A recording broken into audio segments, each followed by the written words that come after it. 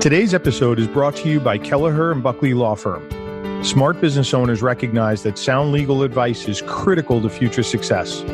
The attorneys at 𝐬𝐻&BUCKLEY have been providing legal guidance to families, business owners, and C-level executives since 1997. From employment law and compliance issues to buying, selling, or merging companies, the corporate attorneys at 𝐬𝐻&BUCKLEY advise businesses across a wide variety of industries and professions. Over the years, co-founders Andy Kelleher and Dave Buckley have assembled a team of highly skilled attorneys to create a full-service law firm. I've gotten to know and have done deals with Andy Kelleher, Dave Buckley, and their team. They are truly a full-service law firm with outstanding talent. To find out how they can help you protect your assets and your future, contact them at 𝐬𝐻&BUCKLEY.com. That's 𝐬𝐻&BUCKLEY.com. Hope you enjoyed today's episode. Thank you. Looking to buy, sell, or grow your business to position it for a sale? As the owner and managing partner of Sun Acquisitions, Dominic Rinaldi has personally been involved in over 300 M&A transactions. He has seen and done it all, consulting with large and small businesses across a broad range of industries. On M&A Unplugged, he'll interview buyers, sellers, and their advisors about their experiences scaling, selling, and acquiring businesses.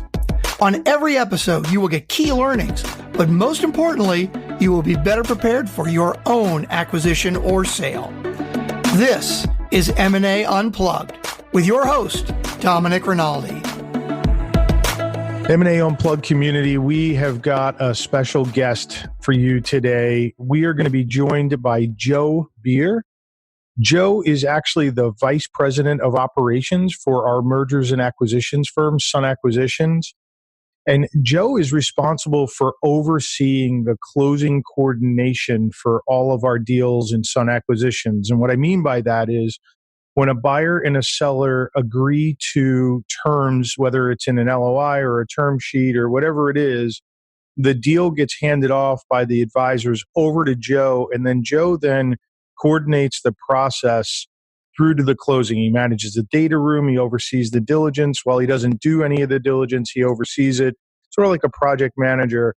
And at this point in time, Joe has done a couple of hundred deals. He's really an expert at what he does. And in the course of his career with us, he's learned a lot and he's seen a lot. And I'm so excited to have him share with you today some of the key things that sellers need to think about before they put their businesses on the marketplace as it relates to diligence. So we're going to be focused today on sellers. We're going to do another interview maybe a month from now, and we're going to focus on buyers and what buyers should think about. But today is going to be focused on sellers. Hey, Joe, happy to have you here. Thanks for having me, Dominic.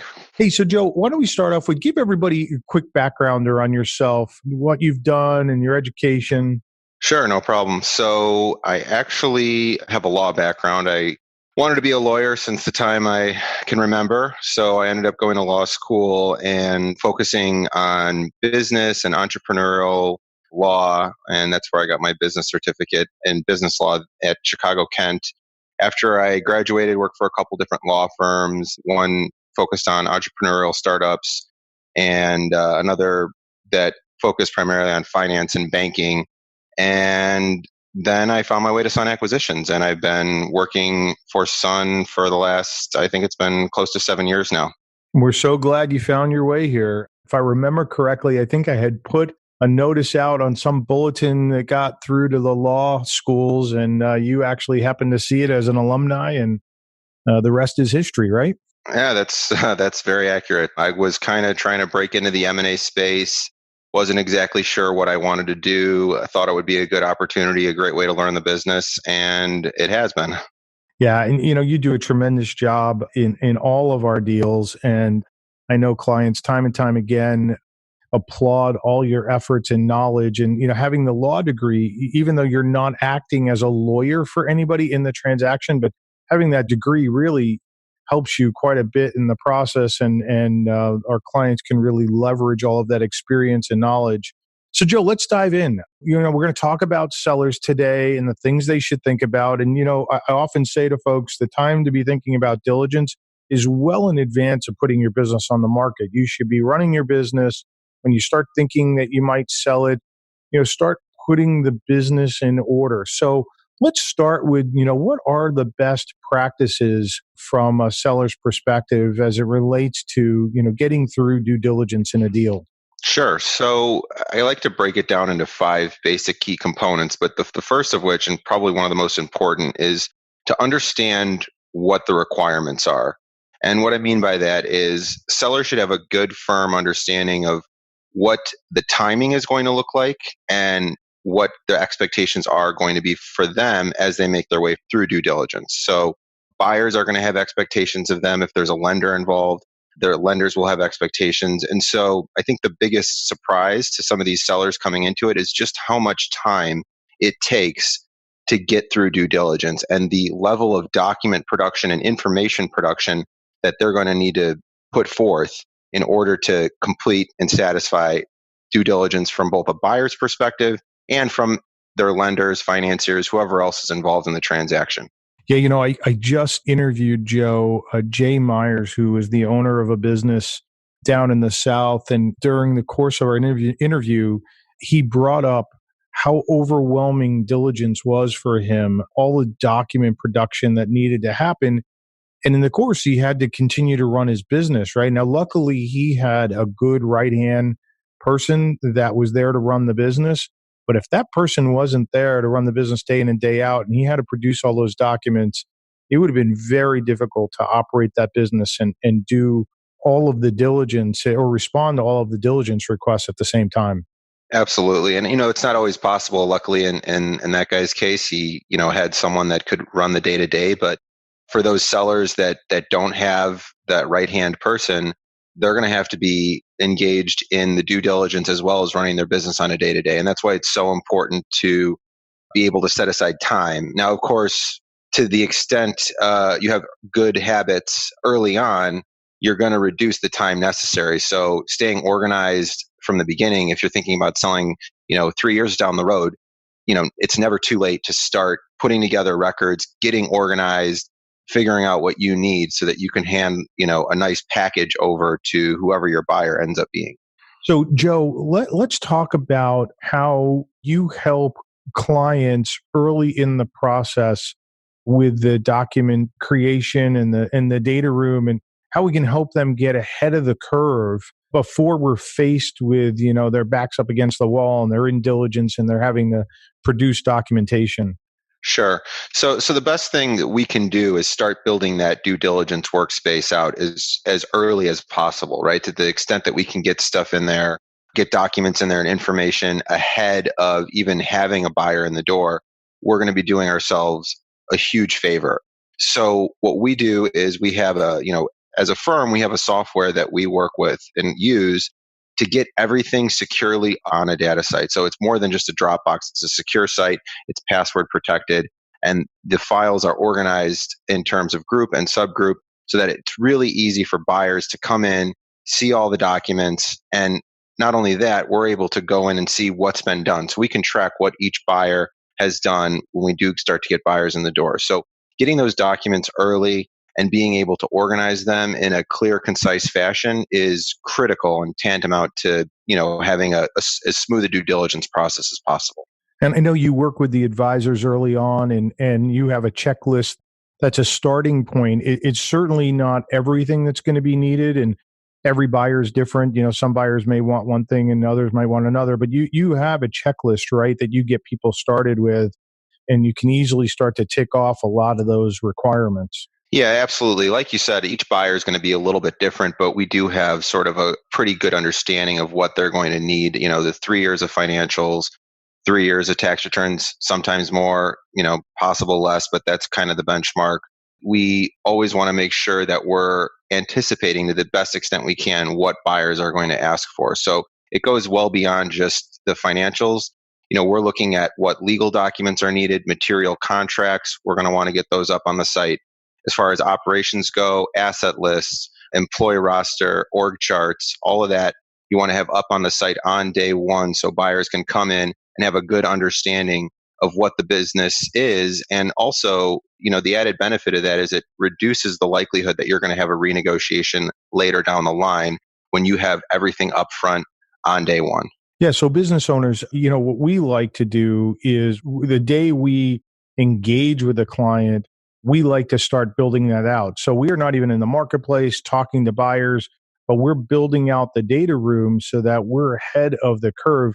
Now, Joe, I'm sure some people out there listening are thinking, wow, now you've got all this information. When and how are you releasing it to prospective buyers? And I think we should talk a little bit about that and how confidentiality plays into all of this. Yeah, absolutely. Obviously, confidentiality is a critical component to any one of these deals. So before anyone sees anything, they're going to have to sign a confidentiality agreement. They're going to have to be properly vetted, make sure they have the financial wherewithal to get the deal done. But confidentiality is an absolute critical part to maintaining the health of the business throughout due diligence and even for the transition once the buyer assumes the role. So, our recommendation on confidentiality is, it's a need to know basis, and you should keep the circle as tight as possible.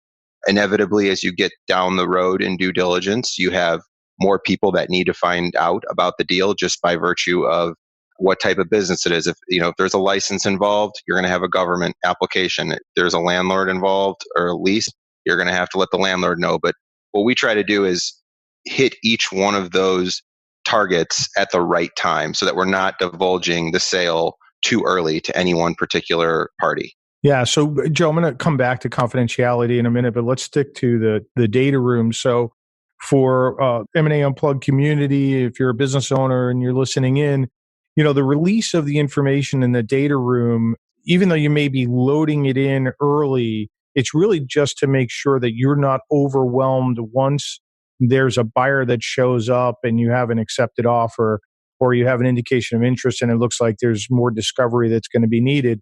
You have plenty of time to build that out. You're not under the gun. And then you can always decide how and when you want to release the data. You might not release all of it. You might release a subset of it. So you're always in control of what gets released. At some point in time, obviously, you're going to have to release the whole data room in order for somebody to do their diligence. But really, the idea behind building out the data room and building it out early is so that you're not under the gun and you have plenty of time to put it together in a thoughtful fashion. And the second reason is when a buyer shows up, it helps them go fast. And you want buyers to go fast because you don't want deals to delay. Once there's delay in deals, all sorts of bad things can happen. So it's important that the buyers be able to go fast and we figure out if they're real or not. I would say what's great about the software that we use is it's completely flexible in that regard. So we organize it by folder and subfolder and then group and subgroups. So we're controlling what gets released at what times. It's not an all or nothing thing. And that's what you're getting at there is, we can start slow and we often do, but once we have the right buyer lined up, confidentiality agreement signed, then we're ready to go and release everything. And it just makes for a much smoother process and it much easier for both sides to focus on reviewing the documents instead of gathering the documents. Yeah, great point. So, Joe, let's you hinted on confidentiality. You talked a little bit about what's going to be required from a buyer before they get to see anything. But let's talk about the mentality of confidentiality. And, you and I have been doing this a long time, so we both know that we have people who, don't want anybody to know, which is a best practice, right? And then there are folks who maybe they're a little bit looser with that. And there could be lots of issues depending on how they approach that. So let's talk a little bit about confidentiality and why it's so critical and how to approach it if you're the owner of a business. Sure. So, touching back on what I said before, obviously the idea is to keep the circle as tight as possible, right? The more people that know, the more opportunity you have for something to go wrong, for someone to leave, feel like they have to leverage something. If employees are to find out early on, right, their next thought is, what does it mean for me? And you don't want people focused on their job security or what's next for them. You want them focused on their job. So the best thing you can do for your company, if you're an owner, is keep confidentiality as tight as possible. Need to know mostly just the owner and the advisors if they can help it. Yeah. And Joe, just to expand upon that point, Joe hinted to it here that you don't want people worried about and thinking about what's next. And the issue with this is, we've talked about it before in a couple of other episodes, employees will start to ask questions. Natural, right? Everybody's curious. Most of the questions that they will ask you, you probably cannot answer, or you can't answer honestly because you yourself probably don't know the answer. And the problem when you can't answer a question for an employee, it leaves them in flux. And now they're left to wonder. And when people are left to wonder, they create an alternate reality that is probably not accurate, but they do it because there's an absence, there's a void of information.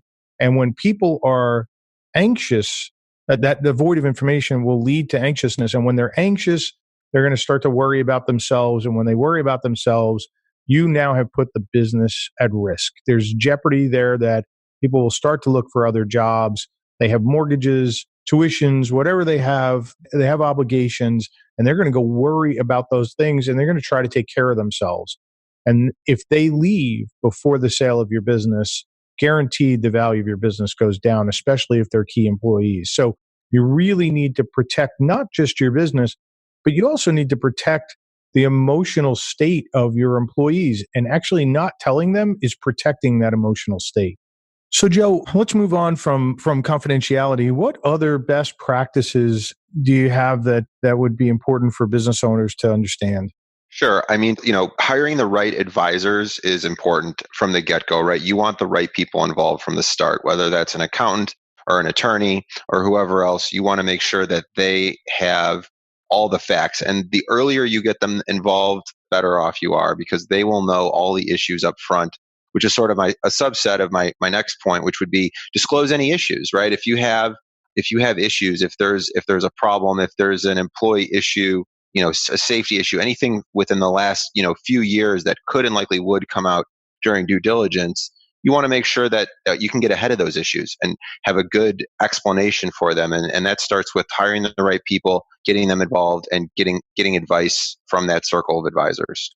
Yeah, there's no such thing as sweeping something under the rug and having it go away permanently, right? It's only a matter of sweeping it under the rug until the rug is pulled up and it's discovered, right?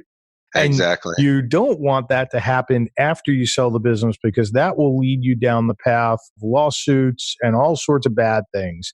If there are material things that are happening, you need to disclose it sooner rather than later. And don't ever think withholding some material piece of information is going to sugarcoat what's going to happen later on, because it just isn't. It's going to make matters worse. And Joe, in that regard, didn't you have a situation recently where there was a material issue as it related to maybe a key employee or something leaving?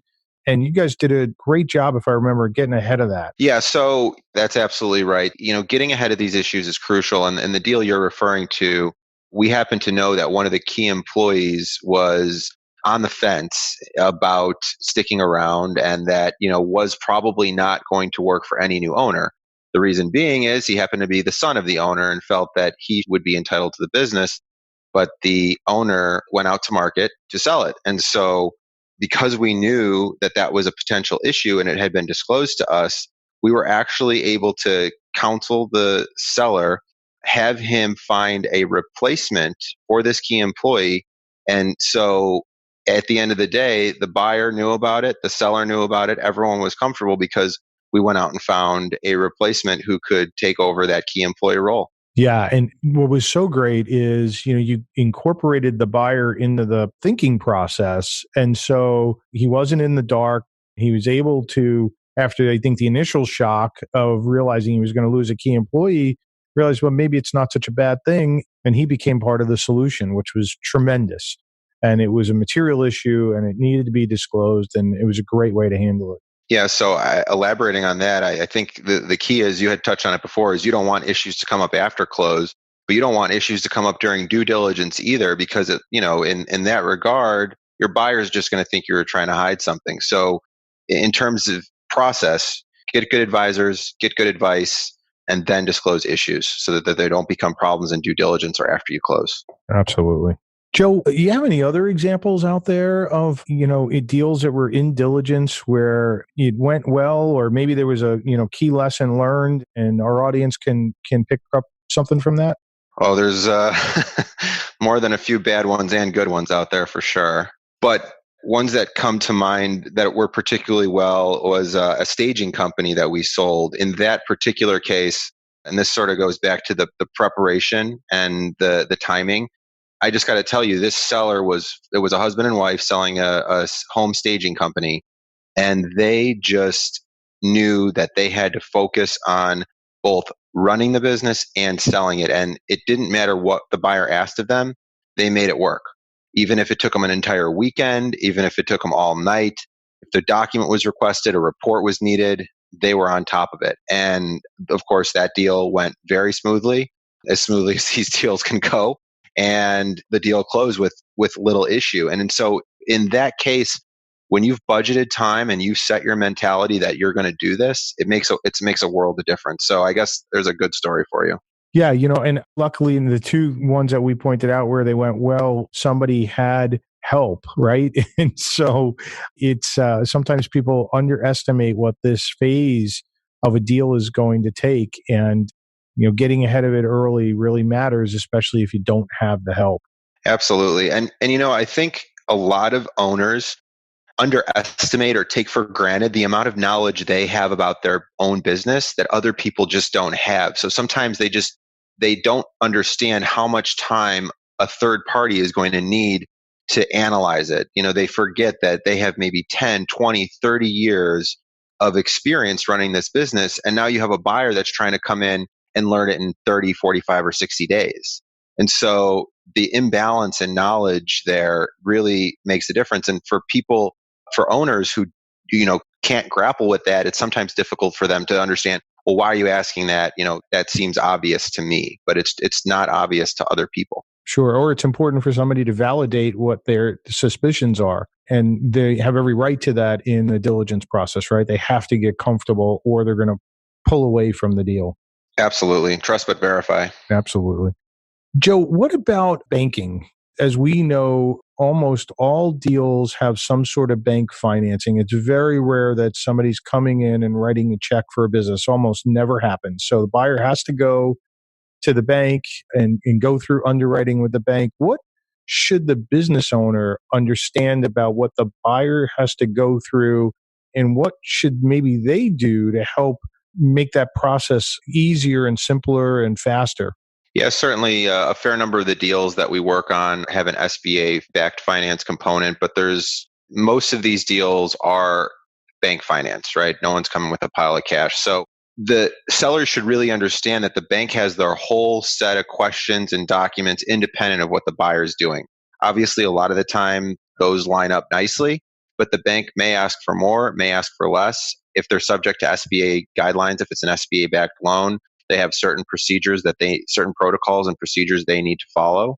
They're going to definitely require 3 years of financials. One thing that I think sellers sometimes struggle with is if it's an SBA, even when it's not SBA, but a lot of banks want to see the buyer put together a set of projections. So they want to see maybe 24 months worth of projections on a monthly basis, not just on an annual basis. And in order to do that, most buyers want to go back 24 months and have 24 months worth of data from the seller and on a monthly basis. So not just an annual tax return or quarterly, but they want to see month by month so that they can look to see, is there seasonality to the business? What are the ebbs and flows?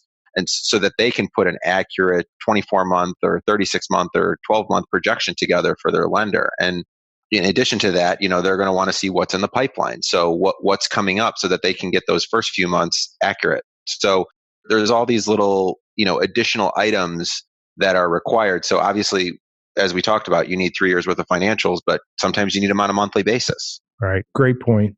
And every bank's different too, right? I mean, some banks have some requirements and others are slightly different. So being nimble matters. Absolutely. You never really know what until you get your buyer and they line up their financing source, but being nimble is crucial. You need to understand that you have to be flexible. You have to have good advisors, good accountants, especially accountants in the early stages, because a lot of the time they're the ones pulling these records. You got to make sure that they understand what the time requirement is and what the commitment to getting the deal completed, or at least getting through due diligence, is going to be. Yeah, absolutely. Joe, let's talk a little bit about landlords. If I had $1 for every time somebody told me that They had a great relationship with their landlord, and there was going to be no problem getting, a new lease or an extension. I'd be retired. what what advice could we offer up to the community? And by the way, that is not a backhanded, slam against landlords. They do what they need to do, right? So it's not as straightforward as people might think. So, Joe, what do people need to know about, landlord, and what's the right timing for approaching your landlord? Sure. So, yeah, I mean, every landlord is going to be different, just like every deal is different. But you're going to want to make sure that your relationship is good with your landlord if you can make sure of that. Not everyone's talking to their landlord every single day. Most people aren't. Hopefully, that would be a problem. As far as timing goes, I always say that you want to make sure you have a few. It's more about the tasks being completed than it is about the actual length of time. So, in terms of disclosing a sale to the landlord, you want to make sure that you've got a buyer that's substantially, if not completed with their financial due diligence review, that is well on their way, if they're getting financing, to being either in the underwriting process or having the deal approved by the lender that they've chosen, and having at least a first draft of the definitive purchase agreement, if not somewhat negotiated and maybe completed, and ideally, completed or signed. So you want to have a few milestones lined up before you're going to talk to the landlord, because the worst thing you can do is be having a perpetual state of conversation with your landlord about the next buyer and the next buyer and the next buyer, because they will ultimately lose confidence in probably the business. You don't want to put yourself in that sort of jeopardy. Yeah, great points. So, Joe, I get asked this question a lot too. As a matter of fact, I just got asked the other day, the perception that most buyers look to lock up a deal and then they retrade it somewhere along the way. And, I think you and I both know that that's really not the case. But let's talk a little bit about when it is the case and how to avoid it. Sure. There's definitely going to be buyers out there who are going to try to do that. By and large, the best thing you can do is try to filter through those buyers and filter them out of the process early if you can detect that that's what's coming. Not always possible, obviously, but to the extent that you can, you eliminate the problem there. But I think that all goes back to the disclosures. To the extent that you can get everything, or as much as you can disclosed upfront, financials, taxes, documents, you will minimize the buyer's ability to leverage an issue. So you don't want them to come and say, why is cash flow down? Why are revenues down? So getting all of that upfront and current too, as we are now in the beginning of the year, you want to make sure that you got year-end financials up there early, because to the extent you have lower revenues than you thought, that's just a leverage point for a buyer that you want to avoid. So disclosing is the name of the game. But Joe, is it fair to say that, in my experience, and I'm sure in yours, most buyers are not looking to retrade a deal. It's pretty rare that we come across buyers who are what I would call sharks in the tank, who are, they try to lock up a deal and then, spend some time in it, get the seller enamored, with the process and then retrade it. That really doesn't happen that often. More than likely, it's some material issue that pops up that causes the buyer to take a second look at all the assumptions that were made up front when they made the offer. Yeah, absolutely. Most of the buyers we deal with are serious buyers who are looking to verify the assumptions that they've made about the business. And I would 100% agree with you that it's a rare situation where you have a buyer come in that wants to employ that specific strategy of sort of locking up the deal and then, for a period of time. For most of these buyers that are truly motivated, it's too risky of a strategy, especially if it's a strong business with good performance. The seller is capable most of the time of just moving on to the next buyer. So you don't see that all too often. And owners, what I would say is when you're first meeting with prospective buyers, they're going to ask you a lot of questions. They really need to understand your business, get to know you, but you shouldn't be shy about trying to figure out who they are, their character, what sort of deals they've done in the past, if they've done deals in the past. You're going to get a good sense for the type of person that you're going to be working with, and you're either going to feel comfortable or not. And that should go into your decision making when you're trying to look at various offers and decide who's the best buyer. So don't be afraid to interview the buyers back, even though it's their opportunity to do discovery on you and your business. Yeah, that's a really good point. The terms and condition and the price are obviously all very important, but almost just as important is who can get to the finish line, who's going to actually close the deal and not waste your time, and who's a good fit for the business. That really matters because that person is going to be entrusted to carry on the legacy and continue employing the employees. So all those things matter as you make your way through due diligence. And I don't think people should ever really stop assessing that. But the early stages, as you talked about, where you're meeting with buyers, doing site visits, each party is trying to figure the other one out. That's really critical time in selecting who's going to be the best candidate to get through due diligence. Yeah. So, Joe, I'm going to sort of wrap this up. I got a couple of last questions. As an attorney yourself, when you're talking to owners, what advice would you give to them about selecting the right attorney to handle their business for sale transaction? Yeah, that's a really good question. So the two most important factors in my mind are, do they have the right knowledge, expertise in the area of focus, which is mergers, acquisitions, preferably if there's real estate involved, they have either if there's a lease, they have some commercial real estate background. So you want someone that really has a focus on this. I actually heard, this is one that I always use, is ask an attorney how much time they spend in court. And if the answer is anything but zero, that's not the right M&A attorney for you. So I like using that one because most attorneys like to brag about how much time they spend in court. Yeah, that's a great point. That's a great point. But make sure that they have the knowledge base and the background. And I'd say the second most important thing is make sure they really have the time for you. Do they have the time and resources? Is it the right firm? Do they have someone to back them up, if they're out of town or they're not available? Because timing, as you mentioned earlier in the podcast, is critical. And to the extent that you lose time, and trust me, you can lose time with the attorneys, as I'm sure most people know, losing time will inevitably lead to some deals dying when they otherwise could have made it. So having the right attorney is someone that knows the M&A process and has the time for you, has the bandwidth. Yeah, that's great, Joe. So, Joe, any parting comments or even, a story that you'd like to share with the M&A Unplugged community?